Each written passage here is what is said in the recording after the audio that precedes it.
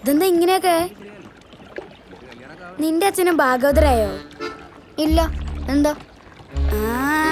എനിക്കെല്ലാം മനസ്സിലായി മോനെ. നിനക്ക് അവളോട് അയലിവല്ലേ? നീ കുറിയൊന്നും തൊട്ടിട്ട് ഒരു കാര്യമില്ല. നിനക്ക് അവളെ കിട്ടില്ലടേ. അതെന്താ? ആ രണ്ടാമത്തെ ബെഞ്ചിലിരിക്കുന്ന സുമേഷില്ലേ, അവനും അവളോട് അയലവ്യ.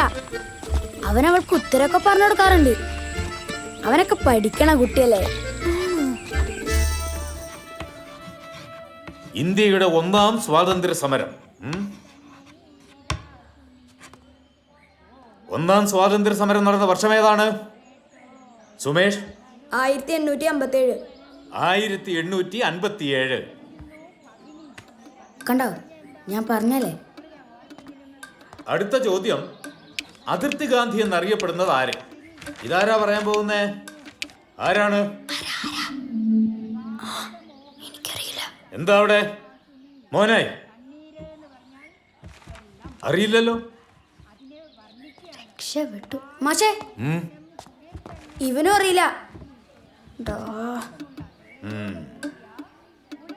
ആരാണെന്ന് അറിയുവോ?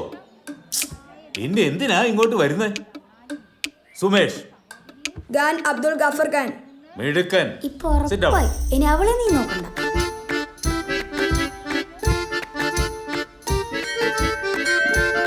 നീ പറഞ്ഞത് ശരിയാടാ. എനിക്ക് അവളെ കിട്ടില്ല. എന്ത് ചോദ്യം ചോദിച്ചാലും അവന് ഉത്തരം അറിയാം. അവനും പഠിക്കണ കുട്ടി, അവളും പഠിക്കണ കുട്ടി.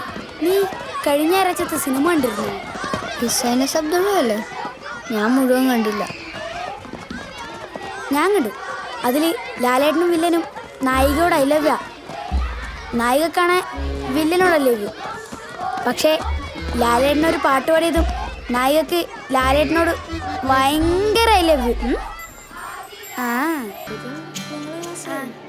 എനിക്കറിയാം, ഞങ്ങളെല്ലാവരും ഫ്രണ്ട്സാ. നീ ഇങ്ങനെ സ്വപ്നം കണ്ടിരുന്നോ? എനിക്കുറപ്പാ അവൻ അവളെ തന്നെ കെട്ടും. പാട്ട് പാടിയിട്ടും അവൾക്ക് എന്നോടൊരു ഐ ലവ് ഇല്ലടാ. നീ പാടിയ പോലത്തെ പാട്ട് പാടിയാലേ ആർക്കും ഐ ലവ് വരില്ല. എന്നാ നീ ഒരു പാട്ട് പറ, ഞാൻ പാടാം. നീ ആ അയ്യോട്ടോ സിനിമ ഇട്ടിട്ടുണ്ടോ?